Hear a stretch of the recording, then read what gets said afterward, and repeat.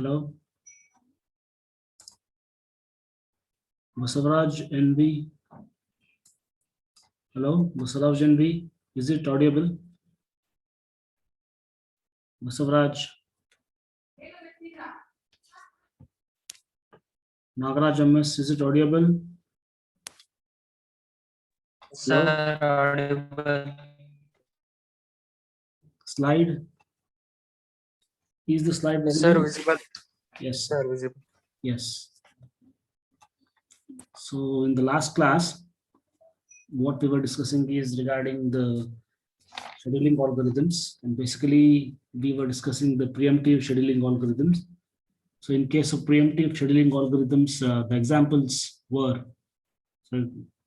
were round robin with the time slicing algorithm as well as LCN algorithm. LCN stands for least completed next CPU scheduling algorithm.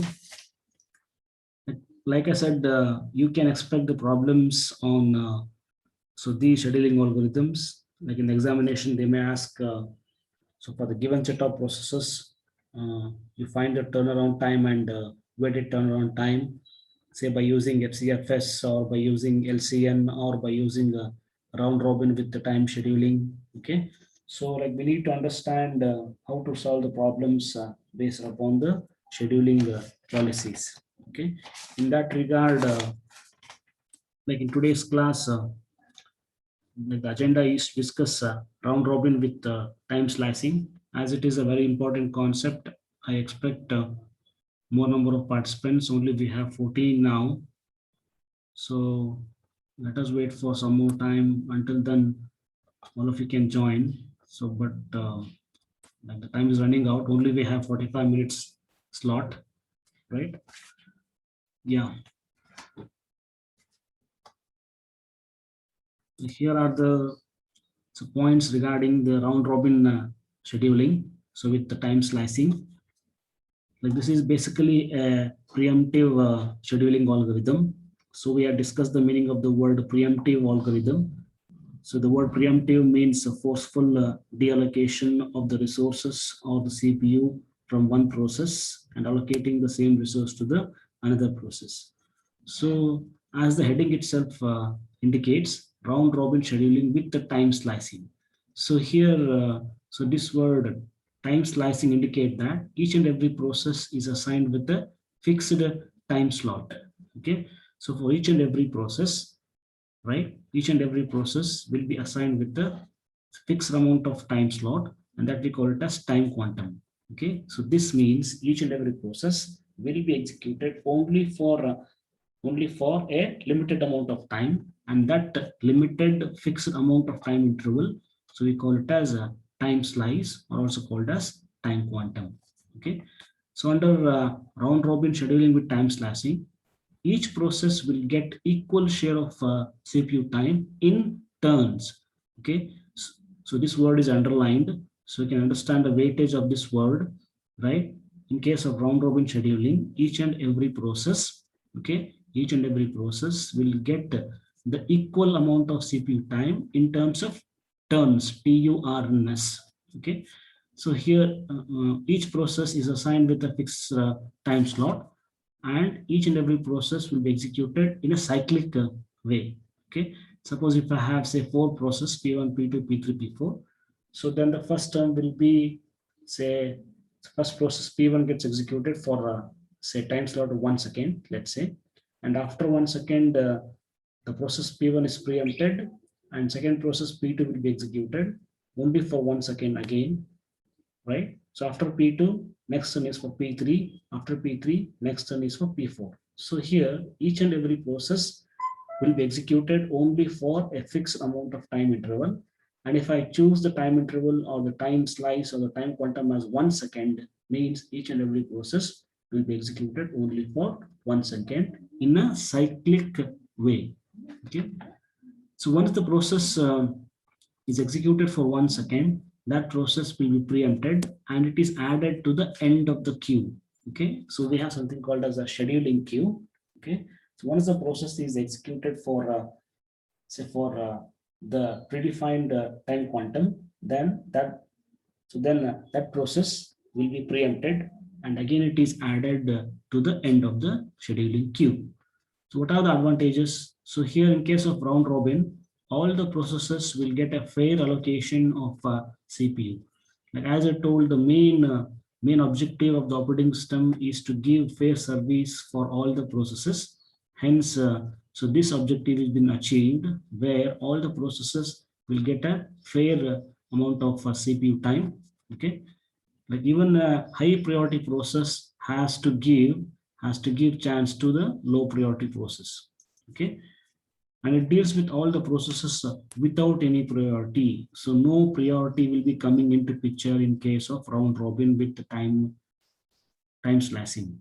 Okay, so here no question of any priority for the processes. Hence, without the allocation of priority for the processes, each and every process will be executed only for a limited amount of time period, that we call it as time slice or time quantum.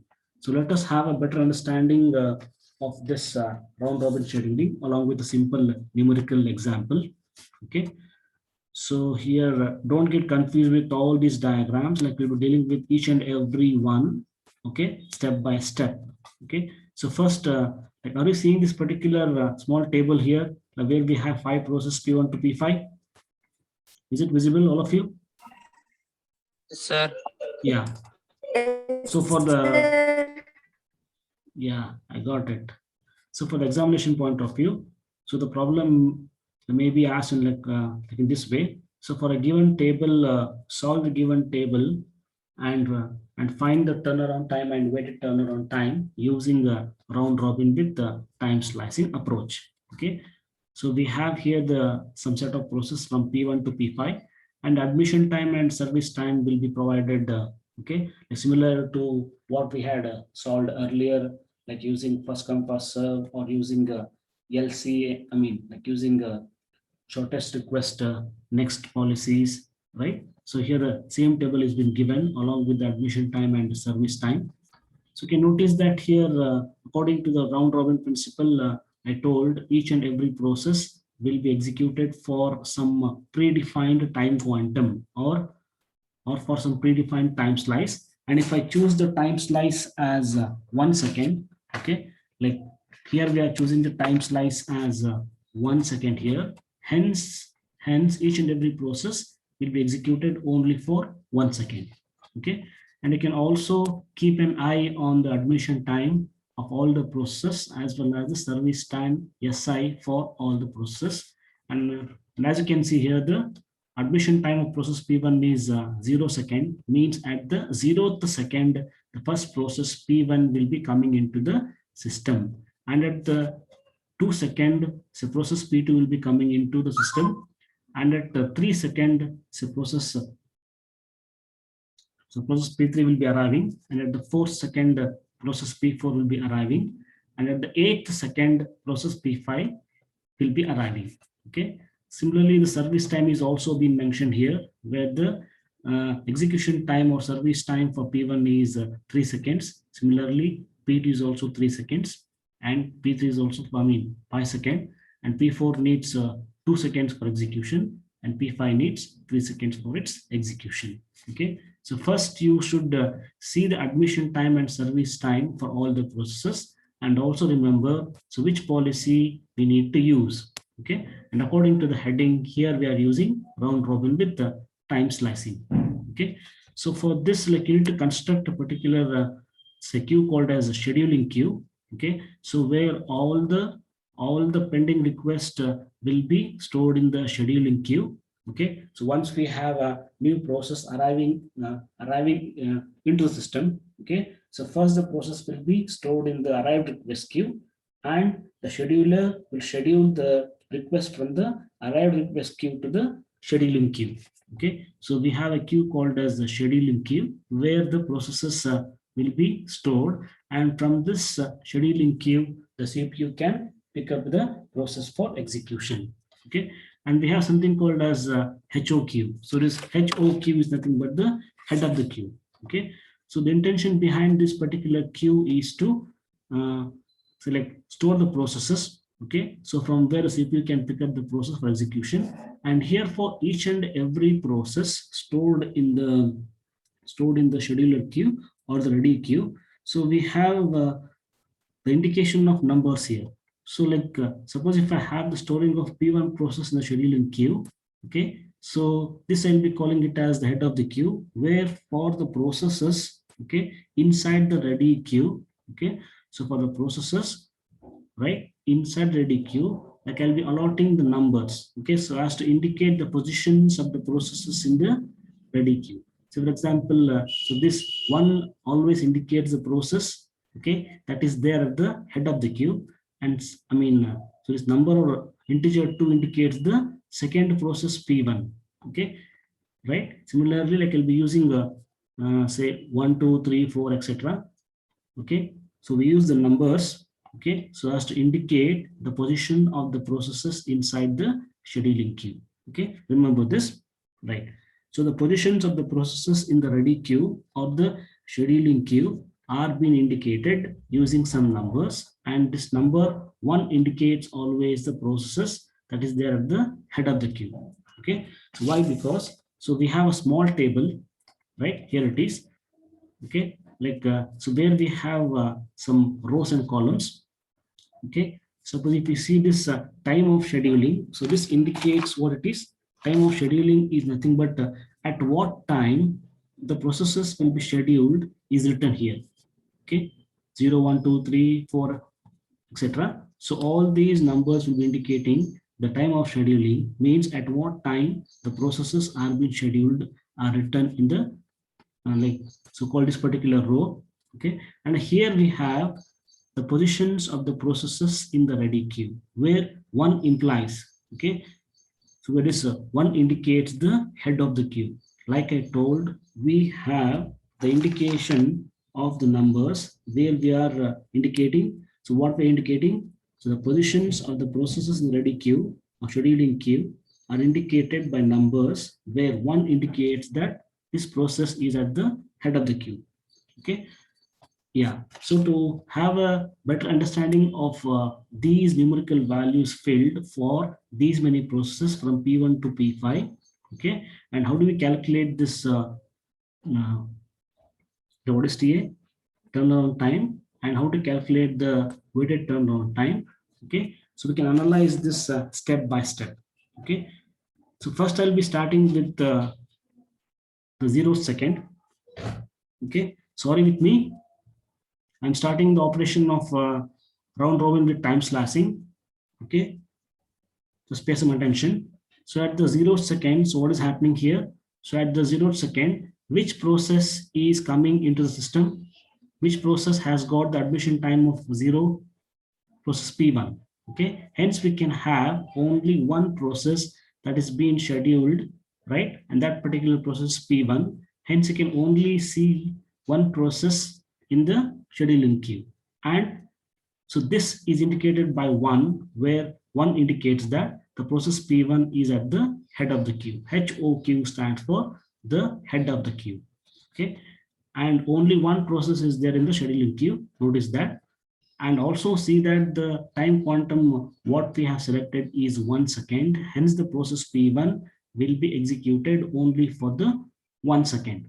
Okay, so after 1 second, okay, so the the OS will schedule the second process P2. Okay, so but here as the time quantum is 1 second, right, and at the 0 second, so we have the execution of P1 for 1 second. Again for the so next 1 second, again P1 is scheduled. Why, right? So why not P2? Because the arrival time of P2 is 2 second. Okay, so at the 2 second, second process P2, right, will arrive. Okay, so but at the 1 second, again the P1 is scheduled. Okay, hence again at the head of the queue, so we have the same process P1 being scheduled. Okay, again for the next second, okay, so at the 2nd second we have the second process P2 that is arriving. Okay, hence the P2 will be at the head of the queue. Again the P1 is preempted. So now the CPU is being given to the P2 process, hence now P2 is at the head of the queue, and P1 is been preempted, right? Is it clear up to the 2 second? Hello? Yes, sir. Yeah. So again, as the time quantum is only 1 second, so this second process P2 will be executed only for how many seconds? Only for 1 second. 1 second. Yeah. So again, at the third second, okay, so we have the arrival of which process? Admission time. So at the third second, we have the arrival of P3 process. Okay. So now we can see this particular scheduling queue. So where the P1 is been preempted. Okay. So at the third second, the first process P1 is been preempted, and the preempted process, I mean, the so-called P2 is placed at the end of the queue, and the new process P3, okay, which is arriving at the third second, is placed above the P1. Okay, so what is happening here is, so when compared to the 2 second, the P2 process is being preempted, and the preempted process P2 is placed at the end of the queue, and the new process arriving P3 at the third second is placed above the P1 value. So now the process that is at the head of the queue is the P1 process, hence its value is 1, and after 1, the number 2 indicates that second process in the queue is P3, and after P3, so this number 3 or integer 3 indicates that we have the preempted process P2. Okay, so at the fourth second, we have the arrival of one more process. Which one is that? P4 process. Okay, again you can see that, so when compared to the third second and the fourth second, right, again we have the P1 to be preempted, hence now we have P3 at the head of the queue, and above this we have the P2 process, and the newly arrived process P4 is being placed at the end of the queue. Again, you can give numbers like 1, 2, 3, 4, etc. And you can see that the P3 process is at the head of the queue. Okay, so you can simply recall that select. Suppose if I assume like these square blocks as say bricks. Okay, suppose if I take out the bottom brick means, okay, so we have P3 to be coming at the first place, and above P3, so we have P2. Okay, simply assume it like that. Okay, suppose if I slide this bottom box, okay, then what happens? So then P2 will be coming at P3 place, and the place of P2, P4 comes. Okay, same thing is happening here, right? So at the fifth second, okay, so at the fifth second, what is happening? Again, we have so the fifth second, what is happening? So we have P2 to be preempt. I mean, so this the fourth second, so this P3 is preempted, right, and placed at the head of the queue, and P2 and P4 will be coming right here. Hence, the head of the queue is being offered to the second process P2. Okay, here it is, right? So at the fifth second, the new process P2 will be at the head of the queue, and P4 is being placed above P2, and the process to be preempted is P3. Okay, so at the sixth second, so what is happening? Suppose if you see the small table here, means at the sixth second, no process is arriving. Is it right? Okay, only at the 8th second we have the arrival of a P5 process. So, but say at 6 seconds, no process is being arriving. Okay, and again we have the preemption of this P2. Hence, P2 is placed at the end of the queue, and we have the P4 to be coming at the head of the queue. And again, you can have the numbering like so 1 for P4 and 2 for P3 and 3 for the preempted process P2. So at the 7th second, okay, so again we have the preemption of this P4. Hence, the P4 is being placed at the end of the queue, and this so-called P3 will be coming at the head of the queue, and above P3, P2 will be placed. And again, don't forget to name these numbers, where now the new process P3 will be placed at the head of the queue. Hence, I'm giving it as 1, and second is for P2, and number 3 is for process P4.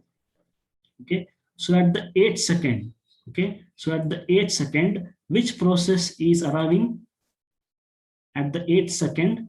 So if you see the table, means at the 8th second, process P5 is arriving into the system. Okay, and hence you can have the placement of these process like, so here this P3 is been preempted, hence the process P3 in 7th second is placed at the end of the queue, and we have P2 and P4 in the first and second position, and the newly arrived P5 process will be placed, okay, just above the P4 process.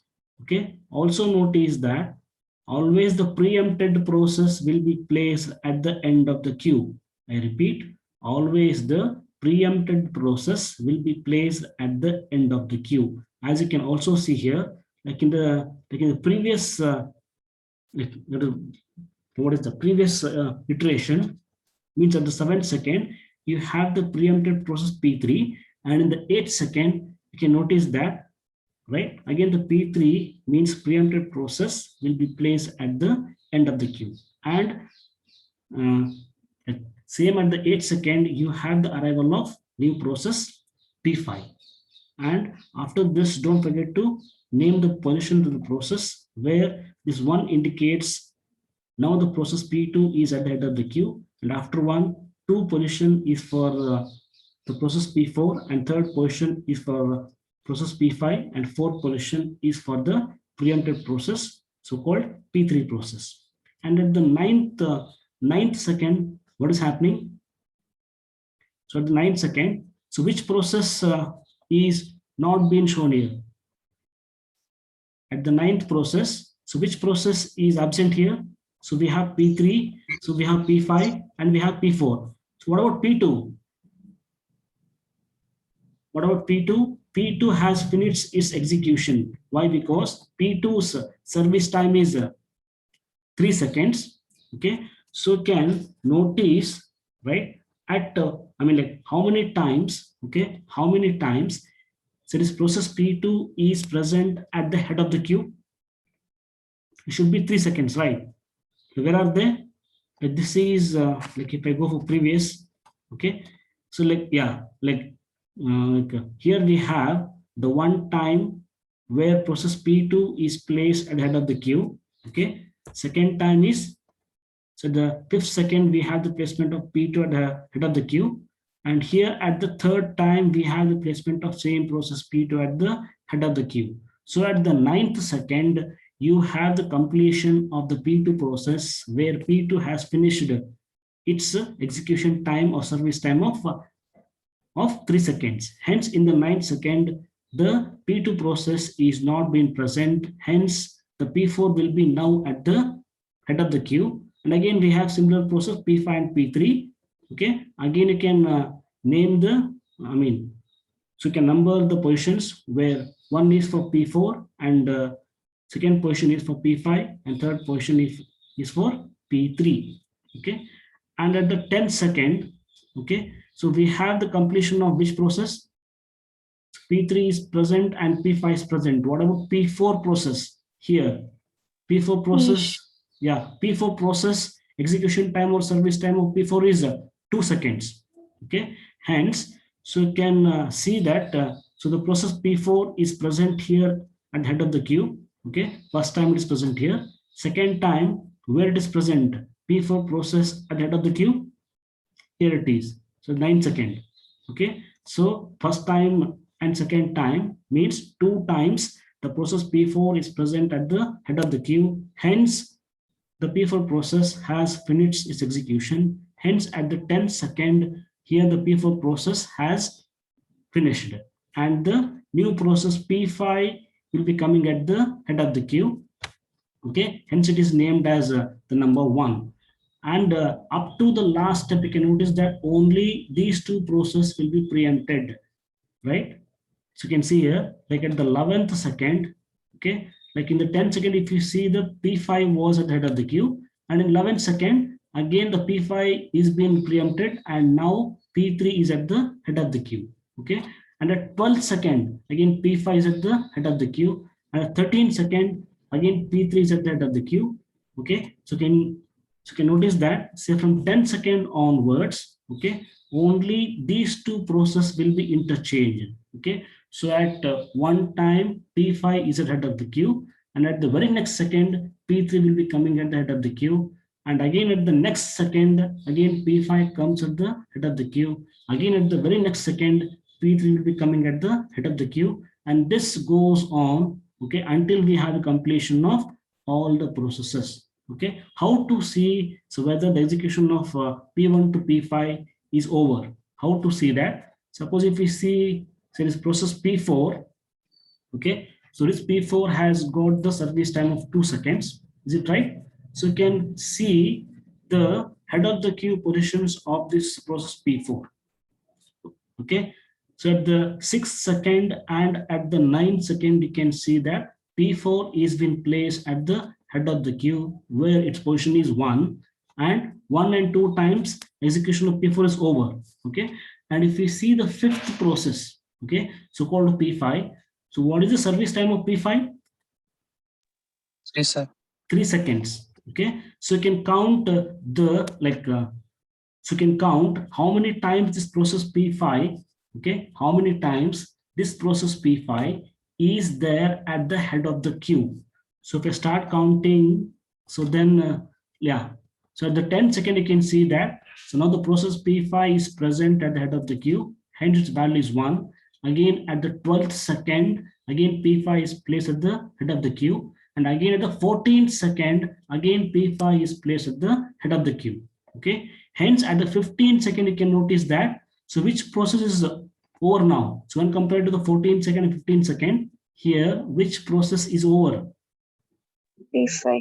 Yeah, exactly, P5 is over now. Hence at the 15th second you can see that the process P5 has finished its execution. Why? Because its service time is equal to 3. Okay, similarly you can so you can analyze the completion time of all the process P1 to P5 just by seeing or just by counting the number of times that particular process is present at the head of the queue. Okay, so here same information, okay, same information, right, along with the positions of the processes in these ready caves, okay, same information is being depicted in the form of table. Okay, only you see this particular small table what I am showing here. Okay, don't worry about these. Okay, right, these are the same diagrams what we had seen, right, starting from the 0th second to the 15th second. Okay, say from 0 second, 1 second, 2 second, 3 second, 4 second, up to 15th second. Okay, like these diagrams what we have seen. Okay, say 4th second, 5th, 6th, 7th, 8th, 9th second, 10th, 11th, 12th, 13th, 14th, 15th second. Okay, same information is being shown in the form of a big table here. Okay, so again I can repeat that. So this particular row, okay, so the function of this row is to show at what time the process is being scheduled. Okay, starting from 0th second. Why? Because like at the 0th second, so which process is arriving into the system? At the 0th second here, so which process is being admitted into the system? Process P1. Yeah, same thing is being shown here. Okay, so at the 0th second you have the process P1 and its position is 1. Okay, why? Because see here, at the 0th second only the first process, only one process P1 is being present at like in the scheduling queue, hence that itself will be scheduled, hence the position of P1 process in the scheduling queue is 1. Okay, right, same one is been present here. Okay, so at the 1 second if you see, okay, so at the 1th second, so which process is been scheduled? Again the same process P1 is been scheduled. Okay, so why not P2? So at the 1 second, why not second process is been scheduled? 11th one must be to Why? Yeah, exactly right. Why? Because the admission time of P2 process is 2 seconds. Okay, so but here like here we are still in the first second. Okay, so for that reason again P1 process is been scheduled, hence its number is 1. Okay, so this one indicates that again same process P1 is at the head of the queue. Okay, this one it is. Okay, so here all these numbers are indicating what? The positions. Okay, so the positions of the process in the ready queue, where one indicates what? One indicates the head of the queue. Okay, so again at the 2 second, if you see, okay, right? So at the 2 second, so what is the position like a 2 second, right?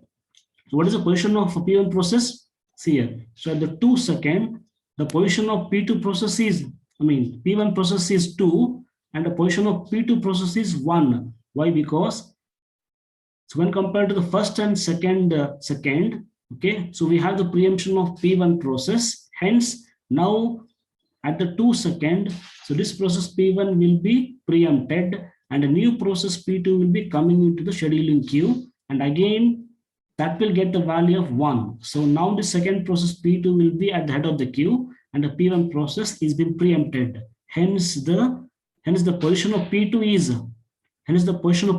is 1, and the P1 process is being preempted. So for that reason, it will get a integer value of 2, right? And again at the 3rd second, okay, right? So again at the 3rd second, so which process is been scheduled? At the 3rd second, okay, so which process is coming into picture?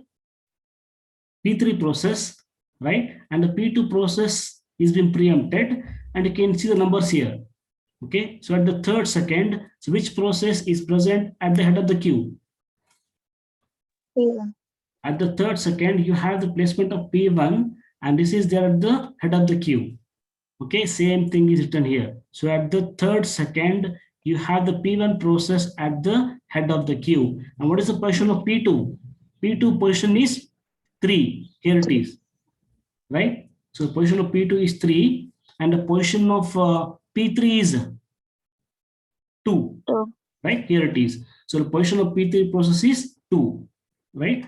So you can analyze for all these numbers. Okay, so for the respective seconds like 3rd second, 4th second, 5th second, 6th second, 7th second, and up to 15 second, okay, like these numbers simply indicate the positions of the processes in the ready queue. So for example, like if you see at the 15 second, okay, so at the 15 second, let me go for that particular slide. See here. So at the 15th second, so which process is there at the head of the queue? P3. Yeah, same thing is being shown here. Okay, so the 15th second, so we have this P3 process, right? Its position value is 1 here. Okay, right. So what about like these IDs? Say P1, P1, P2, P1, P3. Now what are these? Simply you can indicate the processes having a value of 1. So here the 1 value is for P1, hence here I've written as P1 for the 0th second, right? Suppose if I take at the 6th second, say for example, okay, so at the 6th second, so which process is having a position of 1 here? P4 process. P4. Hence here same P4 is written. Okay, say at the 14th second, okay, say at the 14th second, so which process is having the like integer value as 1? P5. P5 process. Okay? Same thing is written here. Say at the 8th second, right? 8th second, so which process is there at the end of the queue? P2 process. P2. Okay, same P2 is written here.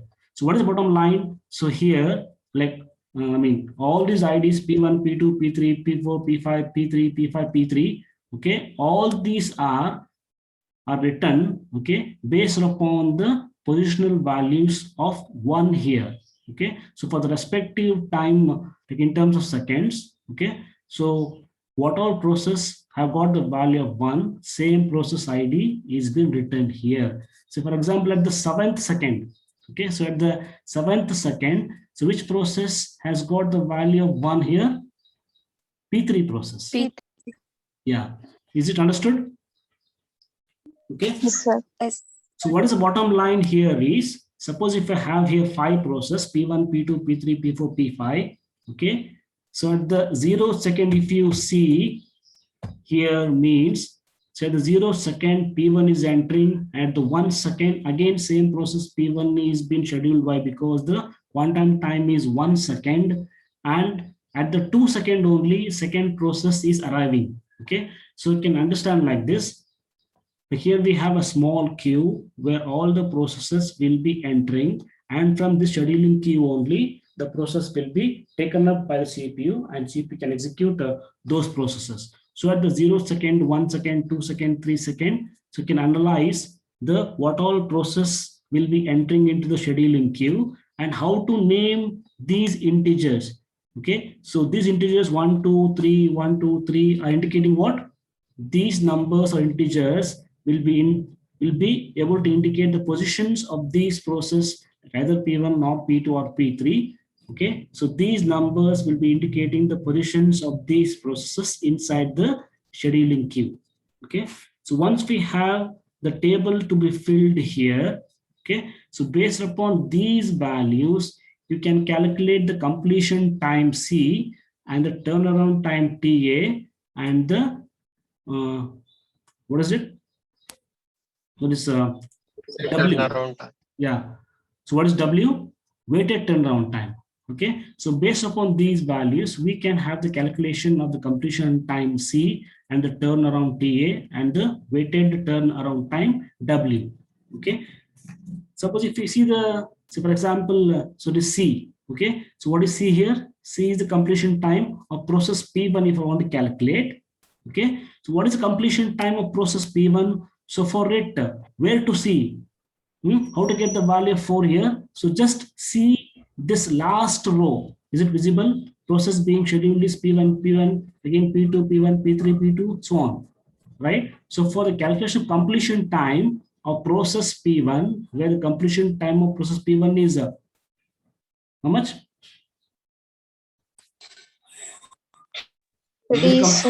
What is the completion time of process P1? C is 4. Okay, so here, like, how to get the value of 4? Where to see? Here you can see. So at the third second, okay, so at the third second, you have the completion of process P1. Why? Because the complete, I mean, the service time of process P1 is how much? Service time of process P1 is, where it is? Here it is. The service time of process P1 is 3 seconds. Okay, so here first one, second P1, third P1. So at the third second, you have the completion of process P1. Is it right?